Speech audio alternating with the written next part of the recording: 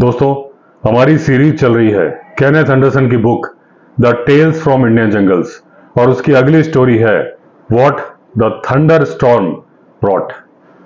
अब Kenneth Anderson बोलते हैं उनका बेटा डोनाल्ड एंडरसन बहुत खुश था क्योंकि उसे फर्स्ट प्राइज मिला था क्ले पिजन शूटिंग कंपटीशन में। अब केनेथ एंडरसन बोलते हैं कि इंडिया में क्ले पिजन को मारने के लिए कोई ध्यान नहीं देता या इस तरह का कोई कंपटीशन नहीं होता क्योंकि इंडिया में बहुत सारे जंगली कबूतर हैं यानी कि वाइल्ड पिजन, उसके अंदर क्ले पिजन को अलग से मारने का कंपटीशन हो ऐसा नहीं होता क्योंकि नॉर्मल वाइल्ड पिजन को क्ले पिजन जो चीज बनाती है बहुत ही छोटा सा डिफरेंस है और ऐसा कोई apparatus नहीं है कि हवा में उड़ते हुए कबूतर को पहचान लिया जाए कि ये वाइल्ड पिजन है कि क्ले पिजन है।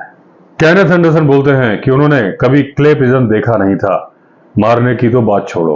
अब एंडरसन बोलते हैं कि वो राइफल के निशानेबाज हैं, ये शॉटगन उनके बस की चीज नहीं है और एक बार बत्तख मारने गए थे तो ये बात बत्तख ने भी उनको बता दी थी कि एंडरसन साहब तुमसे ना हो पाएगा। लेकिन जो डोनाल्ड है वो राइफल का भी अच्छा निशानेबाज है, शॉटगन का भी। अब केनेथ एंडरसन की तरह ही डोनाल्ड एंडरसन के पास भी ऐसा कोई apparatus नहीं था जिससे वो जान सके कि क्ले पिजन क्या होता है, क्या डिफरेंस होता है। उन्होंने भी कभी इसे मारा नहीं था और उसके बाद डोनाल्ड एंडरसन ने कंपटीशन में भाग लिया, फर्स्ट आ गए तो उन्होंने अपने पिताजी से कहा कि इस बात का जश्न मनाने के लिए चलो जंगल चलते हैं। अब कोई सोचेगा कि सेलिब्रेशन करने के लिए, जश्न मनाने के लिए भला कोई जंगल जाता है, लेकिन केनेथ एंडरसन बोलते हैं कि मेरा बेटा डोनाल्ड मेरी तरह ही है।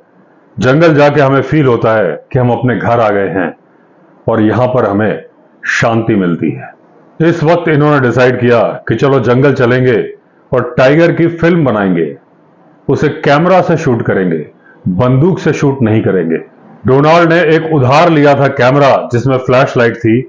यह उधार उसने लिया था अपने दोस्त से जो कि उसका दोस्त था स्कूल टाइम से। अब ये दोस्त था दूध वाला जो कि अब बच्चा नहीं रहा था और इसके बारे में एंडरसन ने पहले भी जिक्र किया है।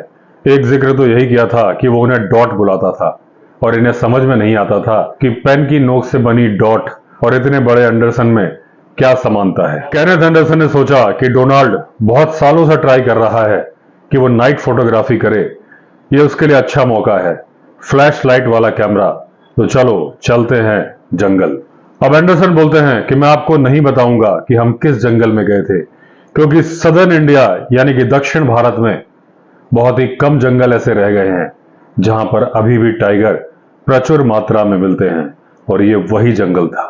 एंडरसन बोलते हैं कि इसके पहले मैंने कुछ किताबें लिखी और उसमें जो नाम लिए नेचर लवर्स वहां पर पहुंच गए और वो जगह की जो शांति थी वो अब शांति नहीं अशांति बन चुकी थी क्योंकि बहुत सारे लोग जाने लगे थे। इसलिए जरूरी यह है कि अगर कोई सुंदर जगह दिखे, शांत जगह दिखे तो फिर उसे अगर शांत बनाए रखना है तो उसका नाम ना लिया जाए। अब सदर्न इंडिया में यानी दक्षिण भारत में टाइगर, भालू, पैंथर काफी कम होते जा रहे हैं। अंग्रेजों का भी इसमें बहुत योगदान है। वर्ल्ड वॉर सेकंड के दौरान बहुत सारे जंगली जानवर मारे गए क्योंकि इसके बाद जीप का इस्तेमाल होने लगा था और उसके बाद जीप में सर्च लाइट लगाकर पोचर्स यानी अवैध शिकारी सड़क पर निकलते थे। लाइट मारने से जानवर की आंखें चमक जाती थी और वो उसे गोली मार देते थे। दोस्तों, यहां पर मैं एक बात बता दूं आपको, हम सब जानते हैं कि जीप किसको कहते हैं, गाड़ी को कहते हैं जो कि एसयूवी की तरह शुरू से होती आई थी। एसयूवी तो बाद में चालू हो गई, लेकिन आपको शायद ना पता हो जीप नाम गाड़ी के लिए वर्ल्ड वॉर सेकंड के टाइम से ही बोला जाना शुरू हुआ था। जीप का मतलब था जनरल पर्पस व्हीकल।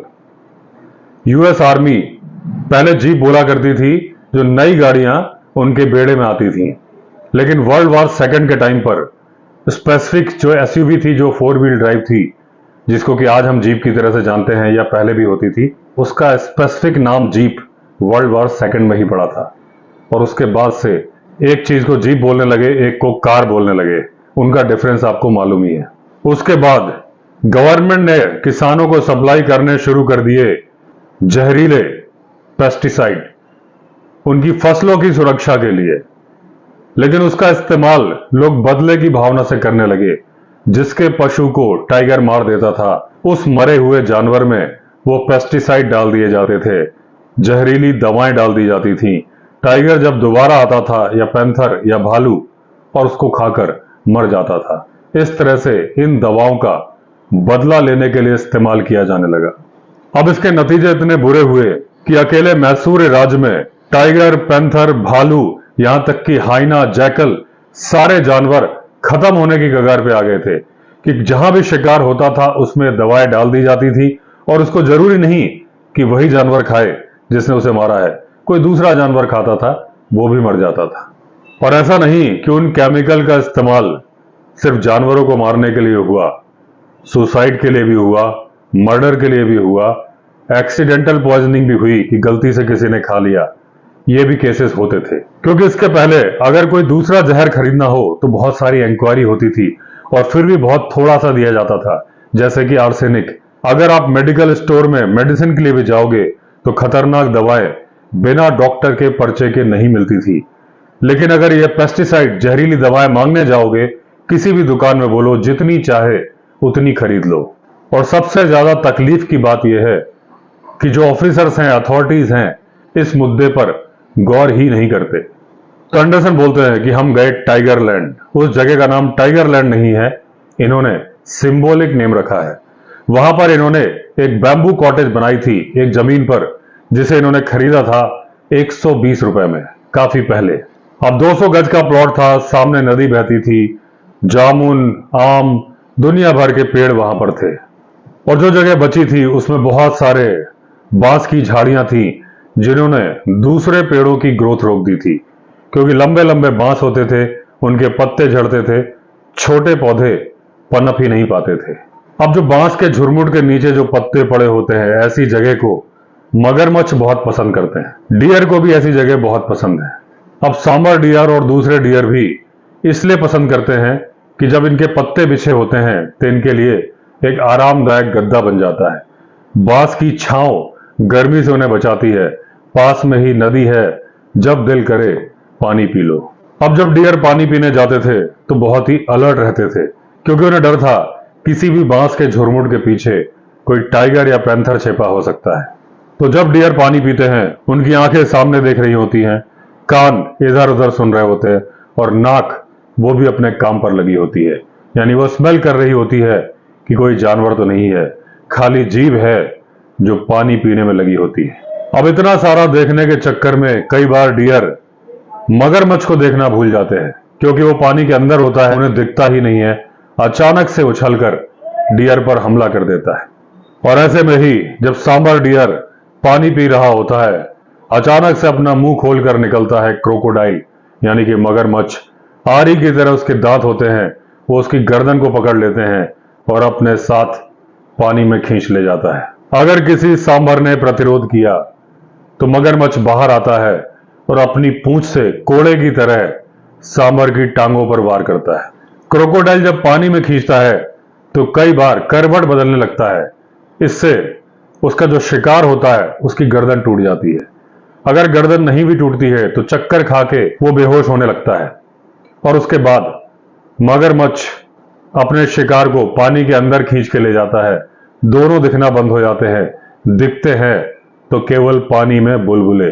अब अपनी उस हट के वरांडे में बैठकर केनेथ एंडरसन और डोनाल्ड एंडरसन आराम से सुन रहे थे बांस के टूटने की आवाजें, जो कि आ रही थी नदी के दूसरी तरफ से। बांस के झुरमुट को तोड़ रहा था हाथी का झुंड, क्योंकि हाथी बांस को उतना ही पसंद करते हैं जितना गन्ने को करते हैं। अब दूर से एक हाथी के बच्चे की आवाज आ रही थी, और उसके माँ या बाप के पेट से खाना पचाने की आवाज भी आ रही थी। जंगल से मोर की भी आवाज आ रही थी, आसमान से वल्चर भी आवाज कर रहे थे, कहीं कहीं से जंगल कैट की आवाज भी आ रही थी।